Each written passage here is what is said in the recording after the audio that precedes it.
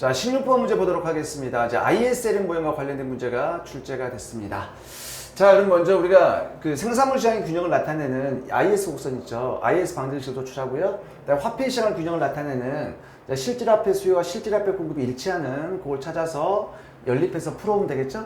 그럼 이제 이 생산물 시장의 균형을 나타내는 Y는 C 플러스 I 플러스 G에다가 이제 C를 대입하고요. 대입하고 자, 투자를 대입하고 정부치를 대입할 거예요. 그렇다면 여기서 생산물 시장의 균형 Y는 C 플러스 I 플러스 G 해갖고 여기까지가 이제 뭐가 돼요? 소비가 되고요. 여기가 투자는 이자율의 감소함수, 그다음에 정부지출 등장하겠죠? 그래서 계산해 보시면 IS 방정식은 Y는 400-10R이 도출되고요. 자, 화폐 시장의 균형은 실질화폐 수요와 실질화폐 공급이 일치해야 될 거 아닙니까? 그럼 실질화폐 수요 함수가 Y 빼기 20R, 실질화폐 공급은 P분의 M이니까 4분의 400이니까 100이 되겠죠. 그래서 결국은 Y 빼기 20R은 100 하면 LN 방정식은 Y는 100 더하기 20R이 나올 거라는 얘기입니다. 그럼 이 IS 방정식과 이 LN 방정식을 연립해서 문제를 풀어보면 되겠죠. 연립해서 풀어보시면 균형 이자율은 뭐가 돼? 12 도출되고요. 균형 국민소득은 300이 도출되기 때문에 정답은 3번이 되겠습니다.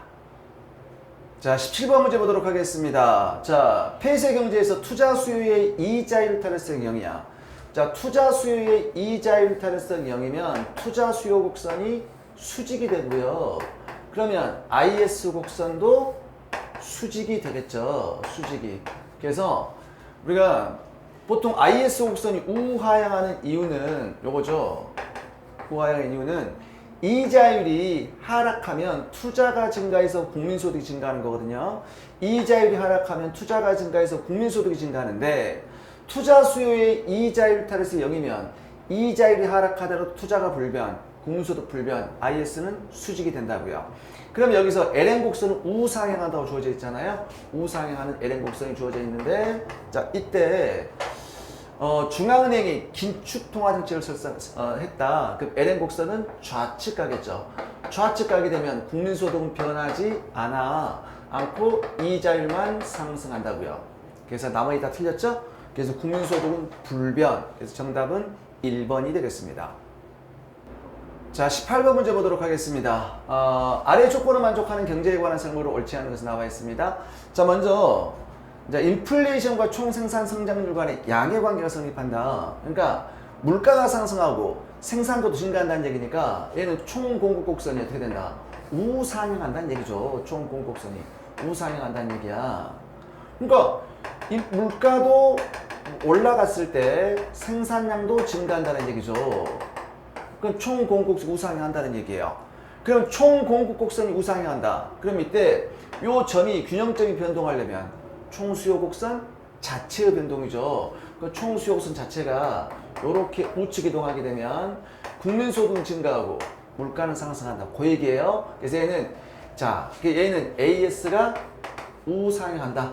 그 얘기야. 그래서 얘는 자, 첫 번째 AS가 우상향한다 라는 얘기고요. 자, 두 번째는 총생산 성장률과 실업률 간의 음해상관관계. 얘는 뭐야? 오큰의 법칙이죠. 오큰의 법칙을 얘기하고 있습니다. 그래서 경제 성장률이 올라가면 뭐 실업률은 떨어지고 경제 성장률이 떨어지면 실업률 올라가는 거 이걸 오큰의 법칙이라고 하고요. 그다음에 이제 뭐야? MV는 PY 화폐 수량 방정식에서 유통 속도는 일정하다고 했죠. 그럼 MV는 PY 이걸 변화율로 계산하게 되면 M의 변화율 더하기 V의 변화율은 뭐야? 물가 상승률 더하기 실질 국민소득의 증가율이 된다고요. 이 상황에서 유통속도는 일정하다고 했기 때문에 유통속도의 변화율이 0이 되겠죠. 근데 현재 통화량 증가율이 10%다. 그런데 인플레이션 6%다. 그럼 얘는 뭐가 돼? 4%가 되겠네요. 자, 볼게요. 그럼 기억 오큰의 법칙이 성립하고요. 두 번째, 자, AS 우상향, 필립스 우하향이죠? 그래서 여러분들 그 필립스 곡선의 모양은 AS 곡선 모양 같이 간다 그랬잖아요. AS 완만, 필립스 완만, AS 가파른, 필립스 가파른. 그러면 AS 우상향, 필립스 우하향합니다. 맞고요. 그 다음에 요 두 개 더한 게 명목 국민소득이 증가율이니까 명목 총생산량의 증가율은 10%고요. 총생산량 증가율 4% 맞고요. 그 다음에 통화량을 만약에 6%로, 자 이게 10%인데 통화량 증가율을 6%로 낮추어서 인플레이션율을 4%로 인하되면 얘는 어떻게 돼? 2%죠? 그러면 뭐가 된다? 그러면 총생산을 감소한다? 땡이죠? 여러분들 경제 성장률이 지금 떨어졌다 그래갖고 총생산이 감소한다 틀렸죠? 경제는 성장을 하고 있는데 성장률 자체가 떨어진 거지 성장 속도가 떨어진 거지 생산이 감소한 건 아닙니다. 경제 성장률 자체가 좀 떨어진 거야. 2%로 성장을 하고 있다고요. 그래서 5번이 틀린 진술이 되겠습니다. 자, 19번 문제 보도록 하겠습니다. 자, 지금 가격이 신축적인 폐쇄 경제, 신축적이라 나와 있죠? 뭐가 신축적, 뭐야? 고전화파 개념이 떠오르네요. 그쵸? 폐쇄 경제에서 조세와 정부주를 각각 10만큼 증가시킬 때 국민소득 증가분은 나와 있습니다. 그러면 여러분들이 만약에 이런 표현들이 전혀 안 나와 있어. 이런 표현들이 안 나와 있으면 우리 뭐가 돼? 케인즈의 국민소득 결정이론 갖고 문제를 풀면 돼요. 그러니까 지금 여기 뭐 케인즈의 국민소득 결정 오로지 총수요 측면에서 결정되기 때문에 케인즈의 국민소득 결정 총수요가 국민소득을 결정하기 때문에 공급 곡선은 수평이라고요. 그럼 우리가 뭐야? 수요의 증가만 살펴보면 그게 국민소득이야. 그런데 뭔가 가격이 신축적 이런 표현 나왔네. 뭐 고전화파 개념이 떠올라요. 그러면 고전화파는 어떻게 됩니까? 고전화파는 공급 곡선 수직이야. 수직이기 때문에 총수요선 이렇게 있잖아요. 그럼 뭐야? 공급이 수요를 결정한다고요. 공급이 국민소득을 결정하는 거야. 그러면 여기서 총수요는 어차피 C 플러스 I 플러스 뭐 이게 나오겠죠? 정부출이 없네. 그 결정될 텐데 그게 국민소득을 결정하는 게 아니란 말이에요. 모형은. 얘는 수요에 불과하는 거야.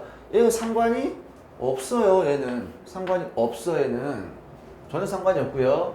국민소득은 뭐야? 노동량이 결정하는 거야. 즉 어떤 얘기야? 이 국민소득은 결국은 생산, 공급에서 국민소득이 결정된다는 얘기야. 공급 측면에서 이렇게 결정된다는 얘기입니다. 근데 일단 생산함수에 뭐가 자본이 없어. 그럼 결국 노동량이 국민소득을 결정한다는 얘기거든요. 그래서 이 생산함수에 뭐야? 노동량만 등장한다고요. 그럼 노동은 어떻게 결정될까?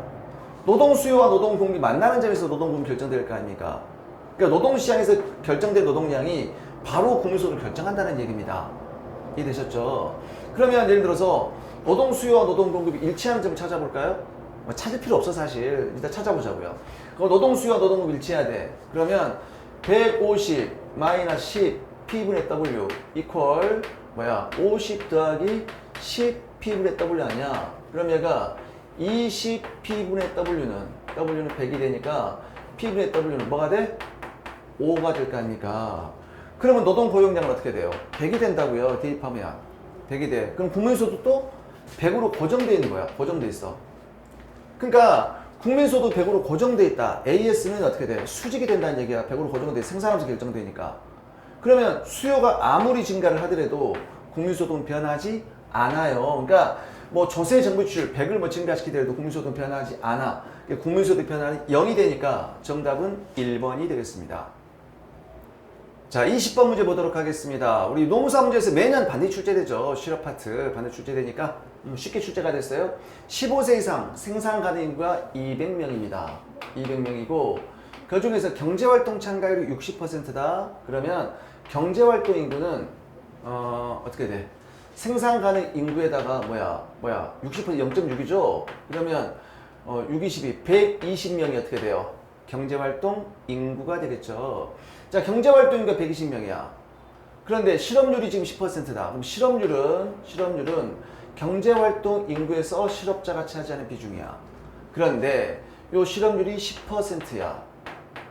그럼 실업자는 나누기 120이야. 그러면 실업자의 수는 12가 실업자의 수가 되겠죠. 자, 그런데 취업자 수 물어봤네? 자, 그럼 취업자 수는 경제활동 인구에서 실업자를 뺀 거죠. 그럼 120에서 12를 뺐어. 108이 되겠네요. 그래서 취업자 수는 108명이 되니까 정답은 3번이 되겠습니다.